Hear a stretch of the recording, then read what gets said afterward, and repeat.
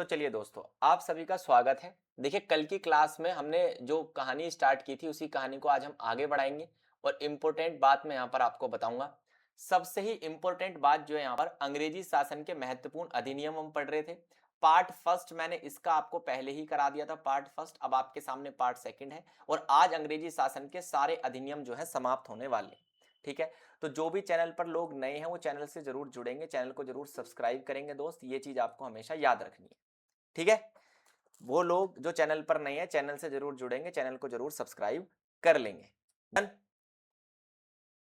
चलिए तो कहानी को स्टार्ट करेंगे।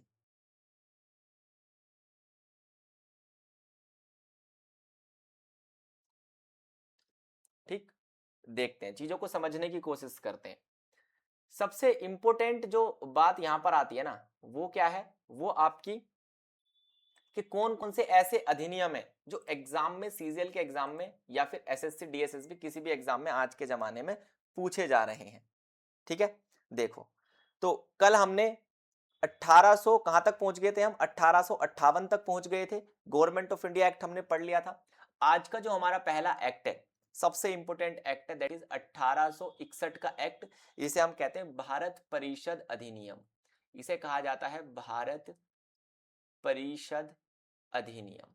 लिख लेना आप अपनी कॉपी में, भारत परिषद अधिनियम। ये आपका कब आया था? ये आपका आया था 1868 के आसपास। ठीक है भाई, यहां तक हमें दिक्कत परेशानी नहीं होनी चाहिए।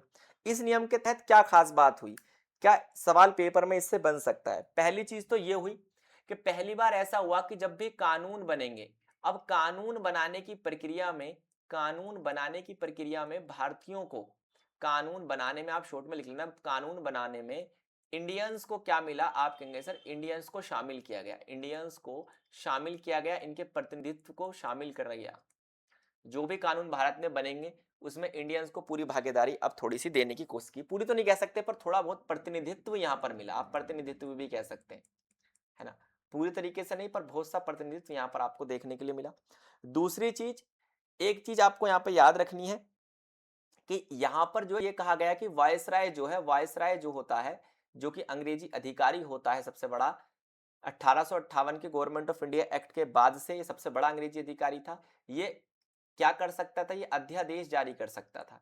आपको पता, अध्यादेश सबसे बड़ा आदेश होता है जिसपे किसी की सहमति की आवश्यकता नहीं होती। भारत में आज के समय संविधान होने के बावजूद भी अध्यादेश जारी करने की शक्ति आज के समय में किसके पास है? आप कहेंगे सर जी राष्ट्रपति के पास अध्यादेश जारी करने की शक्ति होती है। जब संसद का कोई सत्र ना चल रहा हो तो राष्ट्रपति अध्यादेश जारी कर सकता है, तो वही पावर यहाँ पर वायसरॉय को मिली। चलिए, तो इस कानून के दोनों बातें समझ में आई आपको कि भाई 1861 में भारत परिषद अधिनियम आया था। इसमें जो भी भारतीय परिषद, इंडियन काउंसिल क्या बनाती थी, कानून बनाती थी, उसमें भारतीयों को क्या मिला? आप याद रखिए, उसमें भारतीयों को पूरा, एक तरीके से आप कह सकते हैं पूरा नहीं तो थोड़ा बहुत प्रतिनिधित्व यहां पर मिला। ठीक है, इतनी बात समझ में आई। अब आता है आपका दूसरा एक्ट जिसे हम कहते हैं 1873 का एक्ट। क्या कहेंगे आप इसे? 1873 का अधिनियम। इसे भी आप लिख लेंगे। ये इंपॉर्टेंट इसलिए है क्योंकि इसी अधिनियम के बाद, इसी अधिनियम के बाद 1 जनवरी 1884 में, 1 जनवरी 1884 में क्या हुआ? जो ईस्ट इंडिया कंपनी थी जिसने भारत में अंग्रेजी शासन की शुरुआत की थी, उस ईस्ट इंडिया कंपनी को समाप्त कर दिया गया। आपसे पूछ सकता है कि ईस्ट इंडिया कंपनी को समाप्त कब किया गया, तो याद रखना 1 जनवरी 1884 में। ठीक है, यहां तक याद रहेगा। चलिए, इंपॉर्टेंट है ये भी। अब अगला जो एक्ट है वो इससे भी ज्यादा इंपॉर्टेंट है, एक्ट नंबर 3 की बात करते हैं।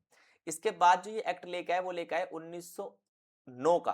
ठीक है, भारत परिषद अधिनियम, भारत परिषद अधिनियम, ये लेकिन 1909 का है, ये आपको याद रखना है, या फिर आप भारत परिषद एक्ट भी इसे कह सकते हैं।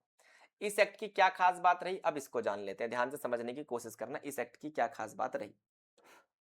ठीक, देखो ध्यान से, इस इस एक्ट को बनाने वाले दो व्यक्ति थे, है ना। इस एक्ट को लाने वाले, एक तरीके से आप कह सकते हैं, एक्ट तो खैर ब्रिटिश संसद में बनता था पर इसको लाने वाले दो व्यक्ति थे, है ना। एक व्यक्ति का नाम था मार्ले, याद रखना, और दूसरे व्यक्ति का नाम था मिंटो। ठीक है, मार्ले और मिंटो, इसलिए इस एक्ट को मार्ले मिंटो सुधार भी कहते हैं। सबसे इंपॉर्टेंट बात है ये। अब आप कहेंगे सर दोनों व्यक्ति थे कौन? याद रखना, मिंटो तो उस समय वॉयसराय थे, ठीक है, मिंटो कौन थे, उस समय भारत के वायसराय थे, और मार्ले जो थे वो याद रखना स्टेट सेक्रेटरी थे। ये स्टेट सेक्रेटरी का पद याद है आपको, है ना। 1858 के गवर्नमेंट ऑफ इंडिया एक्ट के माध्यम से इसे बनाया गया था सेक्रेटरी के पद को, ठीक है। तो वही थे यहाँ पर मार्ले, तो इसलिए इसे मार्ले मिंटो सुधार कहा जाता है। इस सुधार की सबसे बड़ी खास बात जो आप लिखेंगे सबसे ज्यादा आता है, वो ये है कि इसी नियम के माध्यम से मुस्लिम समुदाय को एक अलग चुनाव क्षेत्र दिया गया था, है ना। मुस्लिम समुदाय को इसमें क्या मिला था, मुस्लिम समुदाय को यहाँ पर एक अलग चुनाव क्षेत्र, यानी कि आप कहेंगे सर पृथक निर्वाचिका, है ना। क्या मिला था, पृथक निर्वाचिका मिली थी, ये चीज आपको याद रखनी है, पृथक निर्वाचिका, ठीक है। ये रा होता है नीचे रा, पृथक निर्वाचिका, ठीक है। पृथक निर्वाचिका का मतलब है कि किसी विशेष क्षेत्र से सिर्फ मुस्लिम समुदाय का उम्मीदवार ही खड़ा होगा और मुस्लिम समुदाय का उम्मीदवार ही क्या होगा, उस क्षेत्र से जीतेगा। तो मुसलमानों के लिए, मुस्लिम समुदाय के लिए पृथक निर्वाचिका किस अधिनियम के तहत आई, मार्ले मिंटो सुधार के तहत आई। ये चीज आपको याद रखनी है। क्लियर, यहां तक कोई दिक्कत या परेशानी? आप कहेंगे नहीं सर यहां तक हमें कोई दिक्कत या परेशानी नहीं हुई है। चलिए अब आ जाते हैं थोड़ा सा आगे, है ना। आज सारे सुधार हम कंप्लीट कर लेंगे। सुधार नंबर 4 या फिर कानून नंबर 4 की बात करते हैं। कानून नंबर 4 है 1919 का एक्ट, है ना। 1919 का government of India act, government of India act, ध्यान से याद रखना आपको ये, है ना। गवर्नमेंट ऑफ इंडिया एक्ट इसे कहते हैं, 1919 का एक्ट है, ठीक है। इसकी भी मेन मेन बातें आप लिख लेंगे। इसे कहते हैं मॉन्टेग्यू चेम्सफोर्ड सुधार। क्या कहते हैं इसे, इसे मॉन्टेग्यू चेम्सफोर्ड, मॉन्टेग्यू चेम्सफोर्ड सुधार के नाम से इसे जाना जाता है, ठीक है। चलिए यहां तक हमें दिक्कत नहीं होना चाहिए। अब इसका नाम तो हमें पता चल गया, लेकिन इसमें क्या क्या सुधार किए गए, इंपोर्टेंट इंपोर्टेंट मैं आपको बताऊंगा, ठीक है। तो इसके माध्यम से प्रांतों के अंदर जो भी ब्रिटिश प्रांत थे, जो भी ब्रिटिश राज्य थे, प्रांतों में क्या लाया गया था, याद रखना सबसे इंपॉर्टेंट है, स्टार लगा लेना। प्रांतों में लेकर आए थे इसी के माध्यम से द्वैध शासन। प्रांतों में इसके माध्यम से क्या आया था, आपका द्वैध शासन का कॉन्सेप्ट आया था। अब ये द्वैध शासन क्या होता है, मैंने आपको बताया था कि यहाँ पर प्रांत के अंदर वायसराय और प्रांत का जो भी भारतीय मंत्री होगा, है ना, दोनों मिलकर शासन करेंगे। जो भी प्रांत का भारतीय मंत्री होगा और वायसराय दोनों मिलकर शासन करते हैं, इसे ही द्वैध शासन कहा जाता है, ठीक है भाई। तो ये इंपॉर्टेंट बात है। अब आपसे अगर पूछ ले कि इस द्वैध शासन को समाप्त कब किया गया था, ये दोनों ही सवाल इंपॉर्टेंट है भाई। 1919 के गवर्नमेंट ऑफ इंडिया एक्ट में इसे लाया गया था और समाप्त किया गया था इसे कब, याद रखना 1935 के गवर्नमेंट ऑफ इंडिया एक्ट के माध्यम से। 1935 के गवर्नमेंट ऑफ इंडिया एक्ट के माध्यम से इस द्वैध शासन को समाप्त किया गया था, ठीक है। इसी शासन में एक इंपॉर्टेंट बात और लिख लेना कि 1926 में भारत में यूपीएससी की स्थापना की गई थी, यूनियन पब्लिक सर्विस कमीशन, जो आपको पता है भारत में नौकरशाह तंत्र आईएएस आईपीएस की नियुक्ति करता है। इस कमीशन की जो स्थापना हुई थी वो भी आप लिख लेना, कौन से आयोग की सिफारिश पे हुई थी, ली आयोग की सिफारिश पे इसकी स्थापना हुई थी। ली आयोग की सिफारिश पर इस संगठन की स्थापना हुई थी, ठीक है। और कब हुई थी, 1926 में हुई थी, ठीक है। इसी के माध्यम से, इसी ही एक्ट के माध्यम से, मॉन्टेग्यू चेम्सफोर्ड सुधार के माध्यम से सिर्फ द्वैध शासन ही नहीं आया, बल्कि भारत के अंदर महिलाओं को वोट देने का अधिकार मिला था, याद रखना, महिलाओं को वोट देने का अधिकार,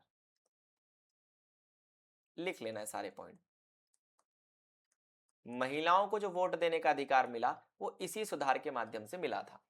तो इंपोर्टेंट इंपोर्टेंट मैंने आपको बता दिया, 1919 का गवर्नमेंट ऑफ इंडिया एक्ट भी मैंने यहां पर आपको बता दिया। चलिए अब आ जाते हैं 1935 के गवर्नमेंट ऑफ इंडिया एक्ट के माध्यम से। अब सिर्फ आपके ज्यादा नहीं, सिर्फ 2 एक्ट बचे हैं, ठीक है। उम्मीद है आपको ये वाला एक्ट भी समझ में आ गया होगा। जिसने पार्ट फर्स्ट इंडियन पॉलिटी का नहीं देखा है वो जरूर देखेंगे, क्योंकि एक्ट से ही सारी कहानी स्टार्ट होती है और मैंने आपको एक्ट पढ़ाया सबसे पहले। अब आ जाते हैं थोड़ा सा आगे। अब आते हैं 2 महत्वपूर्ण एक्ट, जिनको मैं एक ही स्लाइड पर आपको पढ़ाने वाला हूं, है ना। रुक जाओ, इसको ऐसे खींचते हैं, ठीक।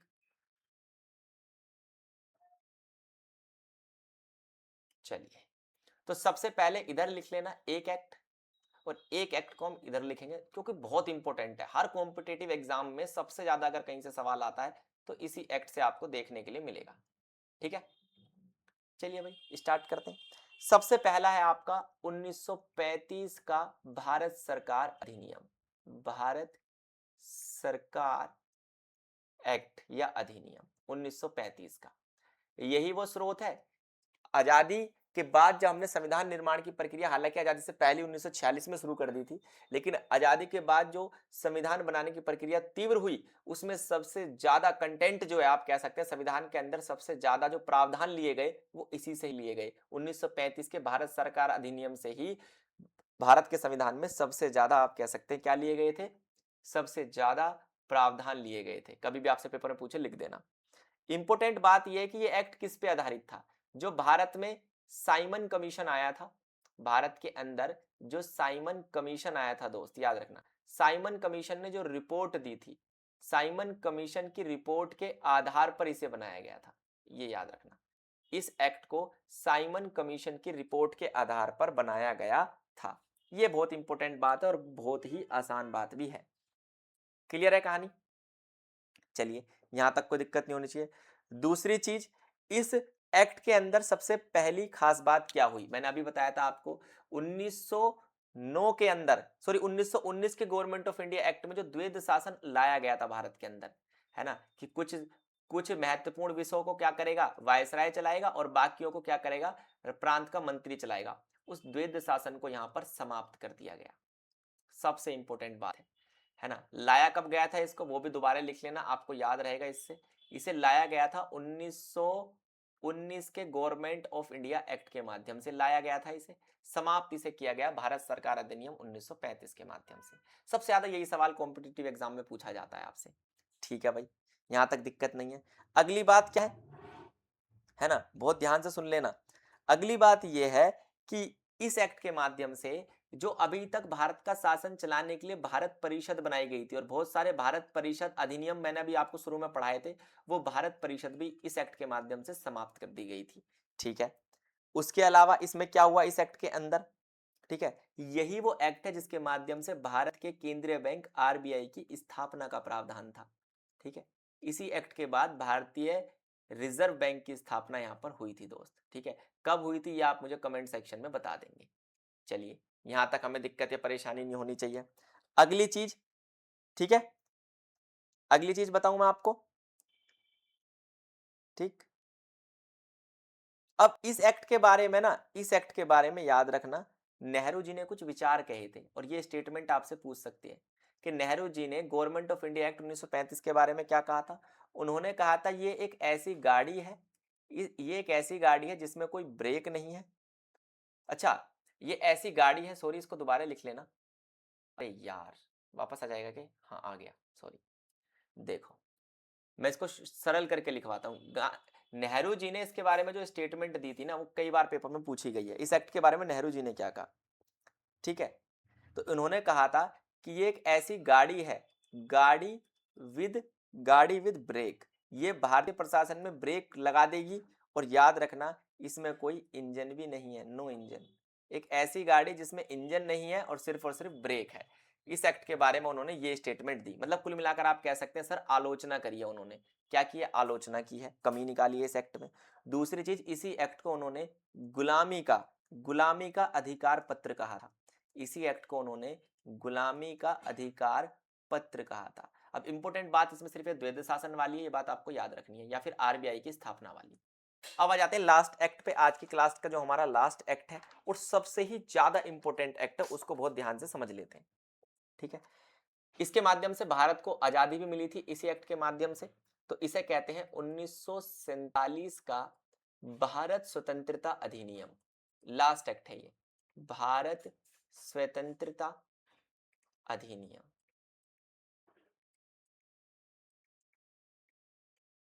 ठीक है, इसे क्या कहते हैं, भारत स्वतंत्रता अधिनियम। ठीक है, यहां तक हमें दिक्कत नहीं होनी चाहिए। इस एक्ट के अंदर पहली चीज तो क्या हुई भाई, बंटवारा हुआ। भारत और पाकिस्तान के बीच में क्या हुआ, इसी एक्ट के कारण बंटवारा देखने के लिए मिला। दूसरी चीज, इस एक्ट के माध्यम से यह कहा गया कि भारत तो आजाद हो जाएगा 15 अगस्त 1947 को, लेकिन इस देश का शासन कौन चलाएगा, तो इस देश का शासन चलाएगी संविधान सभा की सरकार। याद रखना, इसी एक्ट में कहा गया कि संविधान सभा की जो सरकार होगी, जिसे अंतरिम सरकार कहते हैं, याद रखना, अंतरिम सरकार, जिसे मैं आपको आगे पढ़ाऊंगा। अंतरिम सरकार जो संविधान सभा से निर्मित थी वो इस देश का शासन चलाएगी, ये बात भी यहां पर कही गई। तीसरी बात, जब तक संविधान नहीं बन जाता, ये भी बात इसमें कही गई कि जब तक भारत का संविधान नहीं बन जाता, तब तक भारत का जो शासन चलेगा वो गवर्नमेंट ऑफ इंडिया एक्ट 1935 के माध्यम से चलेगा, यानी इस एक्ट के माध्यम से, इस एक्ट के माध्यम से तब तक शासन चलेगा। ठीक है, यहां तक हमें दिक्कत नहीं है।